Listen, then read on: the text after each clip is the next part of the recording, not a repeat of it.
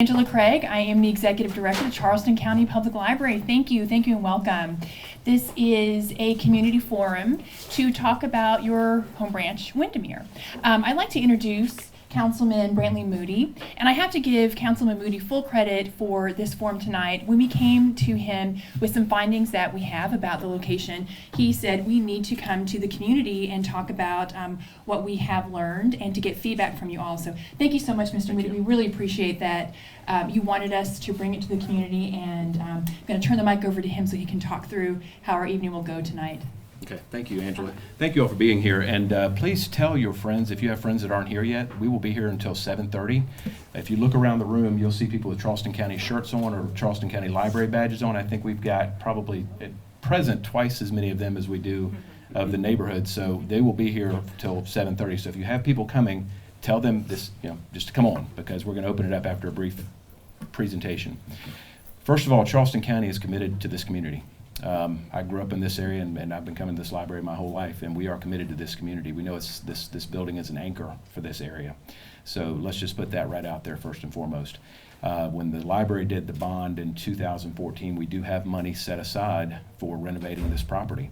But what we've got to hear from you is, if we spend $2 or $3 million on this property and it continues to flood, what good is it doing anybody?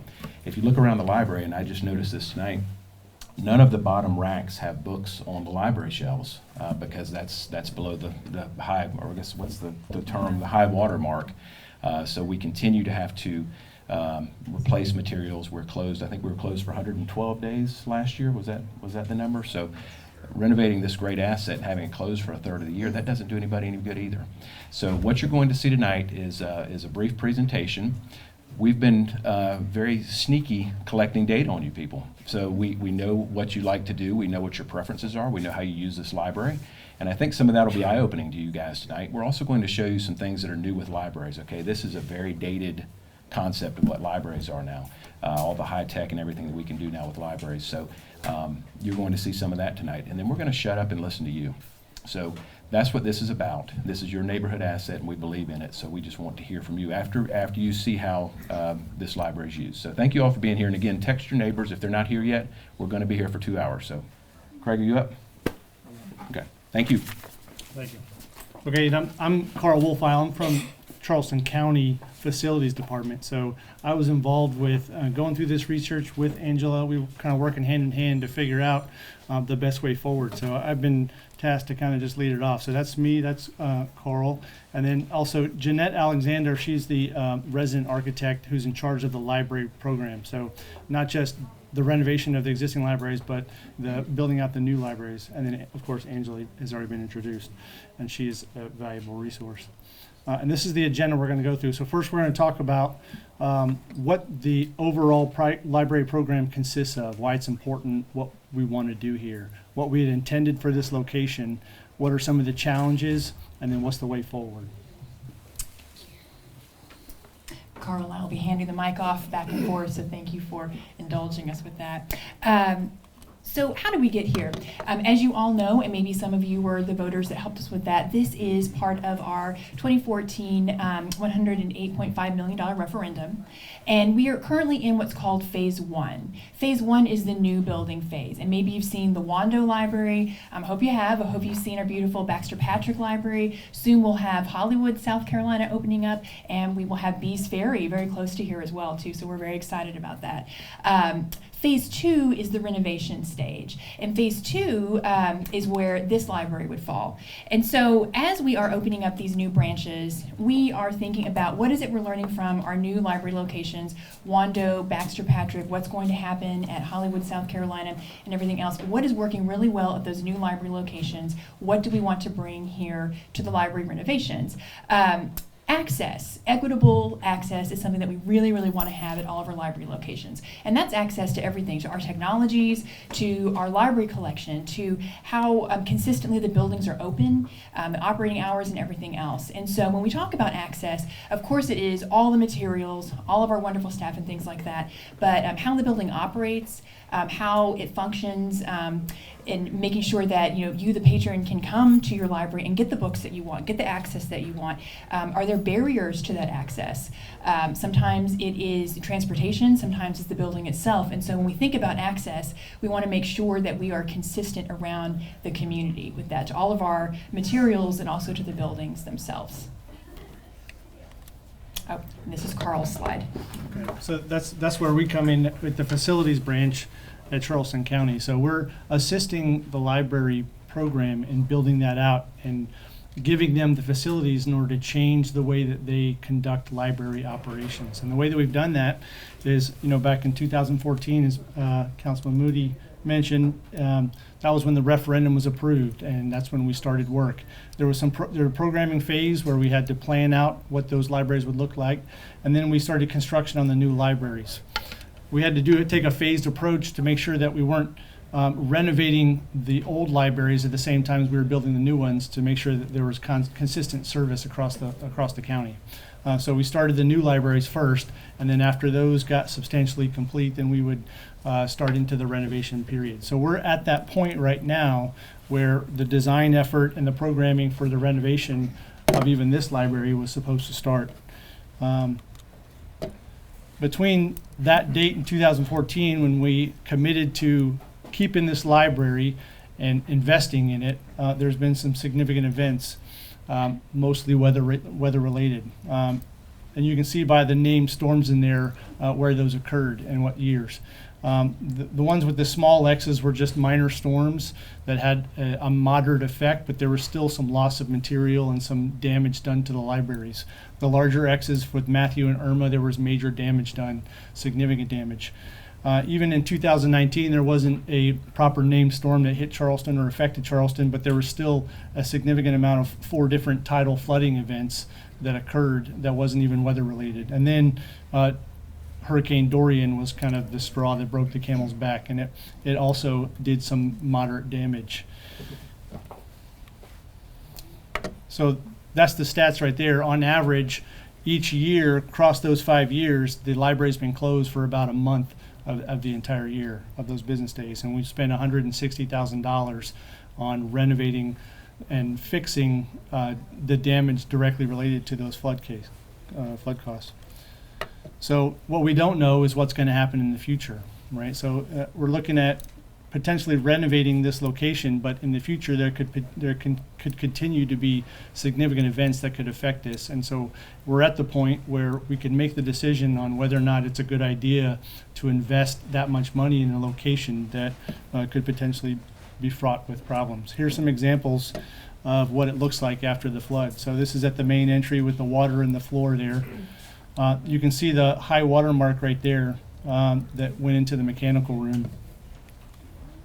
Sandbags are typically placed at the door whenever there's significant weather coming in. So just last Tuesday, when those severe storms were coming in from the west and sweeping through our state, we had to sandbag the library, and we had to close it early in order to get that done. But as you can see, even in this case, the sandbags didn't help much because the water went above that sandbag line. And I think this is either Matthew or Irma when the entire floor of the library was inundated with water, and this was all carpeted right here, and you can see that we've replaced the floor since then with this new tile. This picture right here is the room that you're sitting in right now, flooded with water with the carpet underneath. And this is a picture of the septic backflowing up into the bathroom as a result of the flooding.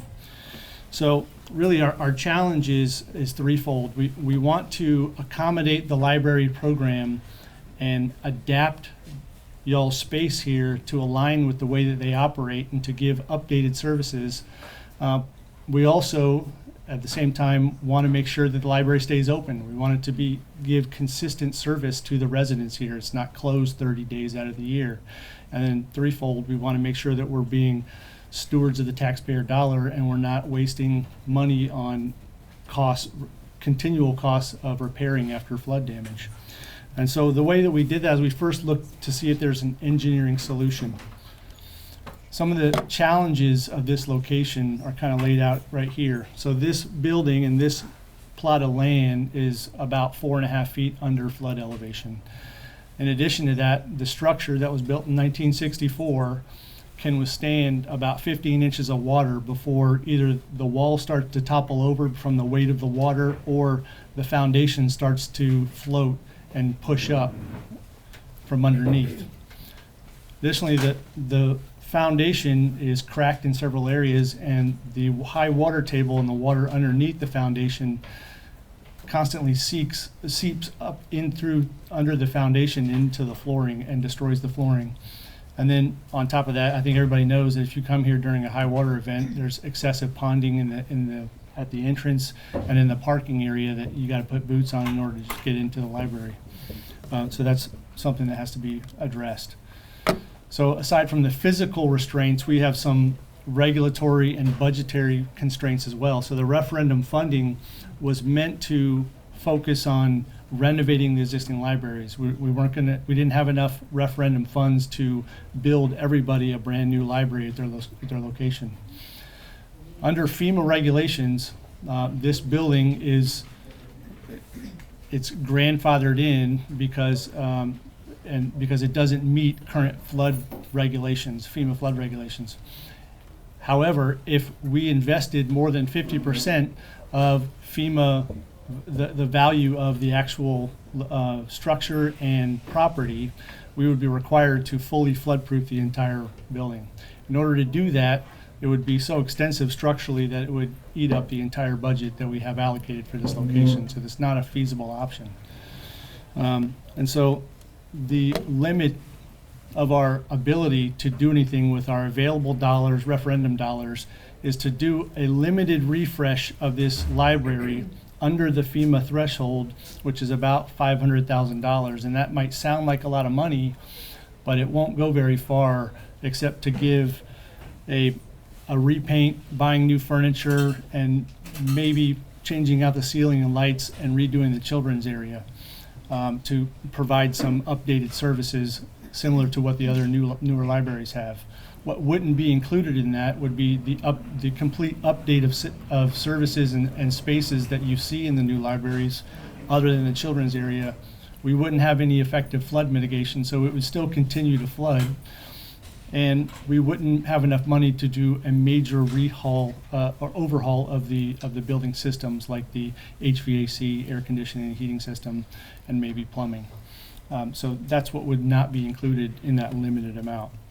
So that was our take at looking at the engineering solution to the problem. Luckily, with Angela coming on board recently and taking over as the executive director of the library, she had some great ideas, and she came to us and said, the solution to this problem doesn't necessarily have to be an engineering solution. And so I'd like to hand the mic off to her and go through her idea. Thank you. Now I see some worried faces. You're wondering what's going to happen to your library. So if you can just indulge me, I'm going to walk you through some things that I've talked to county about and some potential solutions. So we at CCPL know how much this community loves having a library right here. I'm betting some of you could walk over from here. I'm betting you have your kids come here. I'm betting that you really, really love having a library here in this area. It was sobering to see the facts with what this current location has, and that from a library service standpoint, we aren't serving you as we want to because of limited access due to flooding. So I said to county, what if we went to a smaller location here in this area? We know that this community loves having a library here. If we can find a comparable space, this is about 6,000 square feet, if we can find one, wonderful. But if it's a little bit smaller, let's talk about how we can program that from a library standpoint. So we did some metrics on all of you. And it was just very simple things, really. We looked at your checkout rate. You guys are super readers. Bravo. Internally, with CCPL staff, you should know that you guys put the best things on the holds list. You have wonderful taste in books, and we know that if you check it out here, probably it's going to be very popular system-wide. So we know that you love to read. So this is in no particular order. Holds pickup, very, very important. So how many of you guys like to put holds here and to come to pick up your books? Yeah, that's very important. We know it's important. And what holds pickup is maybe you browse at home at our catalog and you put things on hold for this location, or you come here and have library staff help you with Reader's Advisory to find your next best read and things like that. So we know that holds is a big thing. We know that you're avid readers and that you like to browse the collection, whether it's online or here in the building. Internet access or technology access is important. Now, it's a good mix here. You do have people who have your own devices. You might have your smartphones, your tablets, computers, and things like that. You have people that use the computers as well, so internet access is important. And then the flexible space. We have a wonderful mixed use here. We have the kids in the morning, and we have adults that kind of come throughout the day. In the afternoon, if you were here at about 3 o'clock, you had a lot of after-school kids that came here, and then they head home. So this is a bustling community hub, and we want to make sure that we program for that if we are to move to a smaller location. So these 4 things, picking up your holds, knowing that you guys love to browse the collection, having a flexible space for the different populations that come here, and also having internet and technology access, gives us an opportunity to think about programming for what we call a boutique library. Now, a boutique library is a little bit smaller, but this is something very common in the library world. It is a smaller branch that provides focused areas of service, just like I said. So what library systems will do when they come across an area where real estate's really tight. Real estate is tight here. We know if we want to stay in this area, the real estate is tight. But that is a very common thing to do in other cities where they want to have a library in a location that's close to homes, close to schools, close to a community, and then they decide what are their priorities for that branch, and they follow the boutique model. The boutique model is very popular nationally. This is Bookmarks in Dallas, Texas. This is in their shopping mall, North Park Shopping Mall. It's about 1,900 square feet. It is programmed for ages 0 to 17, and it has books along the side. It has a desk, for their staff members. They're able to do programs. They do have this wonderful feature in the middle that has the kids' computers. That's my son in the red shirt. He gravitated right to the computer. They always do. But then they also have a lovely amphitheater in the back where they can do story times and things like that. Very, very popular with the community. They can drop off, they can pick up holds and everything else. And actually, it's an interesting tourist destination as well because it's in the middle of a shopping mall. So it's kind of some free advertising for the Dallas Public Library System. This is Check It Outlet in Charlotte, North Carolina. This was in downtown Charlotte. It was storefront as well, and it was for books only and for new releases. So if you liked reading, if you liked new releases, you would come here. There weren't programs at this particular location, but it was for all the people that love to get the latest and greatest books, and they would come in, they would have holds, but they would also browse the collection as well. So in thinking about, and there's another picture, in thinking about what a boutique model would be here, could be here, if we stay here in a walkable area of this community, probably that means the real estate's going to be smaller. But that doesn't mean that you wouldn't still have all the library services that you care about in this building. We talked about internally with executive team, with library staff members, that we would like to have a cafe feel in a boutique library. We would like to have, open floor space, flexible seating. We want it to be welcoming to all because we have a lot of different folks that come here, and we want you all to feel that it's your library. We were thinking a lot about holds and reading, and that you guys are super readers. So we would want to have the holds pick up close in our boutique solution. We would want to have ample shelving, everything easily accessible. We talked a lot about how, because the square footage would be smaller, we would have reduced shelving. So for a boutique model, we would have what's called a lucky day collection. And what is that? It's just like what it sounds like. It's your lucky day. We have all the new releases for you, the patron, where the books are about maybe a year old. So it's all the latest and greatest and popular items. Because if we have reduced shelving, as we might have to have, then we want to make sure that you have access to browsing, as we know that you do as well. Thinking through with technology, there could be a lot of opportunities for a nice storefront window space, a laptop bar, charging. We've heard that there's not enough charging and capability here. It's an older building, and so with something like a laptop bar or just having different areas around, the red drop-down chargers right there, that's very popular right now because you can actually charge several devices. You can sit up front, you can have a snack, you can read, you can use your device, and then you can walk out the library and go about your day. We love thinking about the study space and the reading area. Flexible seating is really important. With a boutique model, even though you might have reduced square footage, you can do a lot with the programming, with the furnishings and with movable furniture. You know, we could have something that's permanent. We could also have furnishing that you, the patrons, could move around. We would definitely pay attention to technology. We know that the computers are important here. So we might not have, we have 10 computers right now. We might not have as many desktop computers. We might have 6 or 8, but we also could have laptops. We have laptops at Wando. We have laptops at Baxter Patrick. And because we would be able to have the flexible seating, the laptop bar, and things like that, if you don't have your own device, some people have their own devices, but we could also check out laptops to people too. I think that might be very popular with our school age crowd as well. They could do homework and tutoring sessions and things like that, just in case they didn't want to use the desktop. Sometimes kids like to go off in a corner and do their own thing.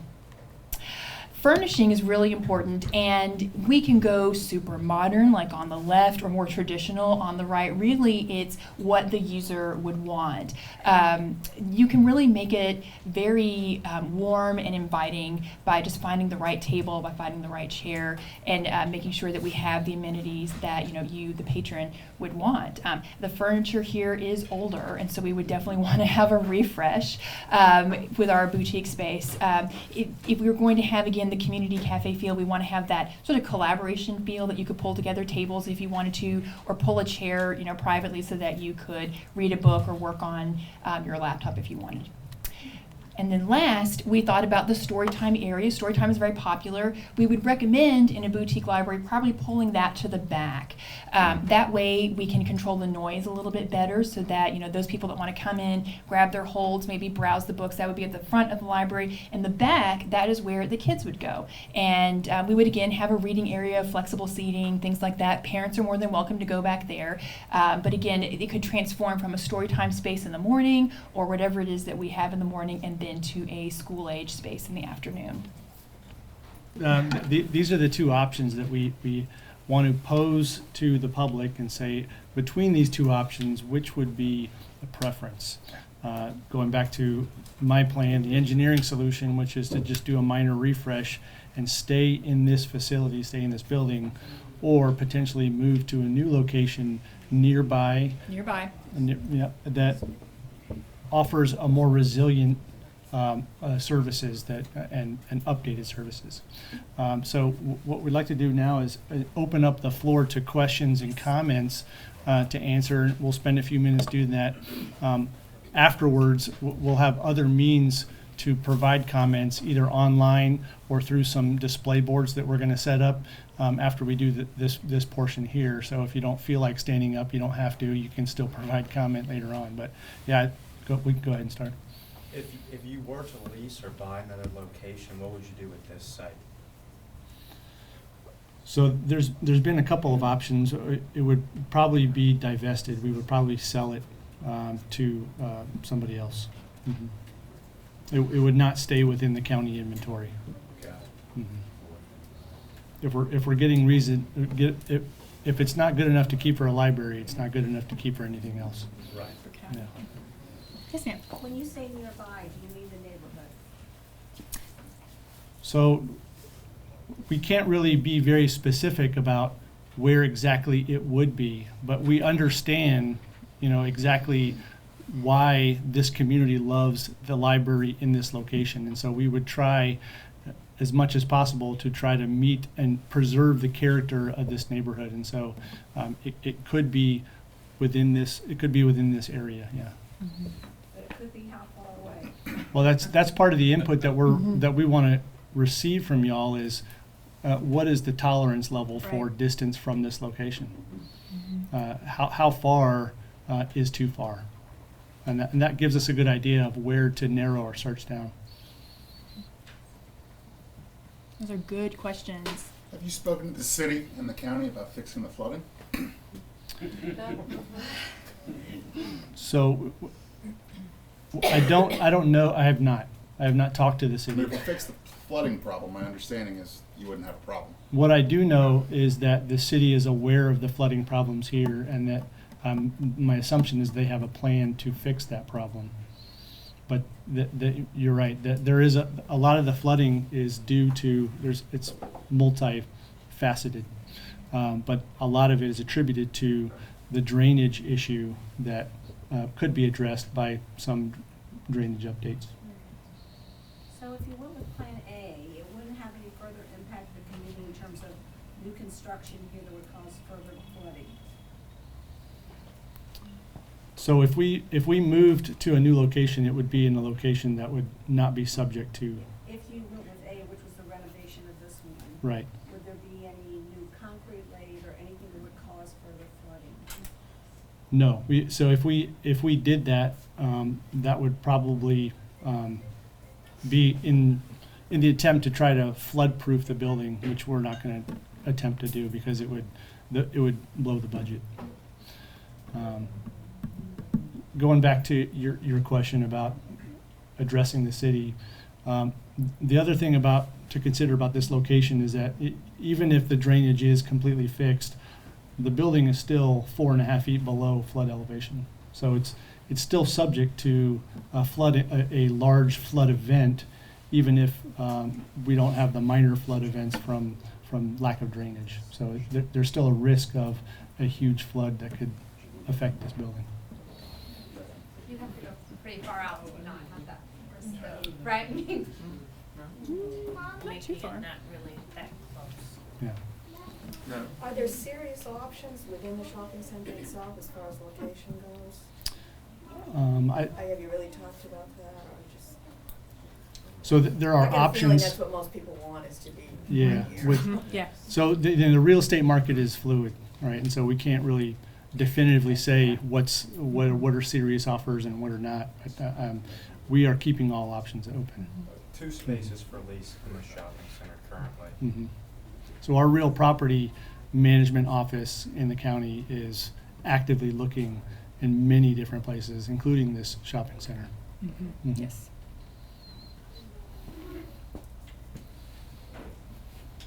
This could be a pond.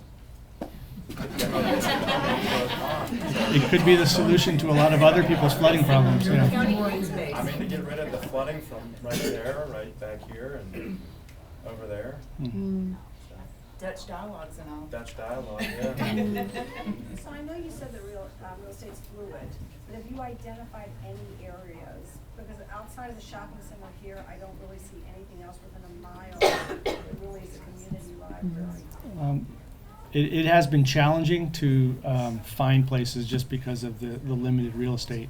But there are things that could be available, and so we're not keeping anything, off the table. We're actively looking, within a mile of this location that could potentially still be walkable.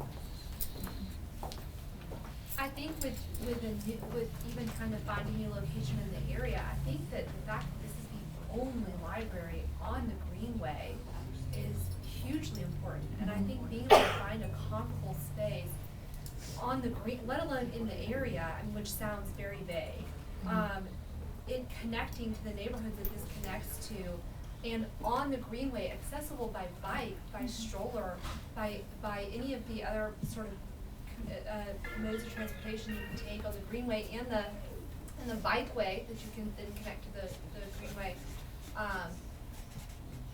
That just seems almost impossible task to find a location that is as wonderful as this location. And we just feel like this is a fight that just keeps happening and happening, trying to fight for this library here. And I just, it feels like we're just hearing all over again, just continuing to fight for this library. And I know that this building is old and it's hard to sort of wrap our heads around it, but it's also historic in the way that South Windermere is historic and Old Windermere is historic and Burns Downs is historic. Over 50 years of age is National Register age limit. And so just because there's challenges with an old building, welcome to Charleston. Right? It's what we do, and we just take a lot of pride in meeting those challenges. I absolutely agree that there's a lot of character and charm here, and that I love that you love your library so much. We love you, the patrons, very much, and that what has been concerning for us from an operations standpoint is that you are not getting to use your library as much as I know you want to. here at this location, the reality is, and we know there's building challenges everywhere. I'm sure that at your homes you struggle with flooding, I'm sure, or in your offices. I'm sure flooding is common everywhere. For us, from an operations standpoint, we care very much about patron access. So it's our personal preference is if your access is going to be impeded in some way, it is our duty to try to find another option. I hear what you're saying, that you want to be walkable. We support that as well. That's why we're looking actively for that. The interesting thing about the area is that, you know, things are fluid. Things do open up. And so we're hopeful that we can find a solution.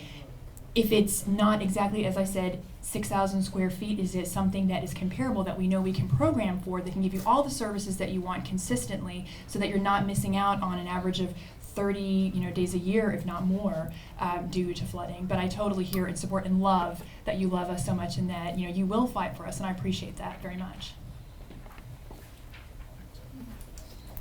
What would be the time frame for the decision-making process? Good question. So with the input that we're going to gather for about a week online, that we're going to have an online questions open for y'all to ask questions or make comments. We're going to take that feedback and then make a presentation to either to the committee, to the Capital Improvements Committee, which is comprised of council members, and then potentially take it to decision for council. And that could take anywhere from a couple weeks to maybe 2 months, depending on how the schedule works out for getting it in front of council and presenting it for decision. So as Carl said, we are actually recording this presentation, and this presentation will be available on our website. And so for those of your neighbors that maybe weren't able to come, I would encourage them to watch it. Feel free to give them feedback as well. We're going to have a live survey starting at 6 o'clock right now, open right now at 6, this Tuesday to next Tuesday at 6 o'clock. So we're also going to have paper surveys as well that the library staff can gather from you, so that we can tally those responses as well. And then, as Carl said, we will gather that input, and then we will be approaching county with what it is you, the community, have told us after hearing our new updates about the building. What other questions do you have? Would you build a new library? We built a new library. So we are building new libraries, but not in this location. So the new libraries have already been programmed and planned, and the funds allocated for those locations. For this referendum. Wherever you move this, it would have to be an existing space? Correct. Mm-hmm. It would be a renovation, because that's what the referendum told us to do for this location. Would the county lease a location, or would they have to buy? We could do either. Okay. Mm-hmm. Yes. So this land is actually owned by the county. Correct. Is Plum Goose out of the, I mean, that's such a terrible location to access, but it's available and large, and boy, if we had a greenway and a bridge across, a pedestrian bridge across the river. Yeah, I'm not sure, but we can look into it. Yeah. Yeah.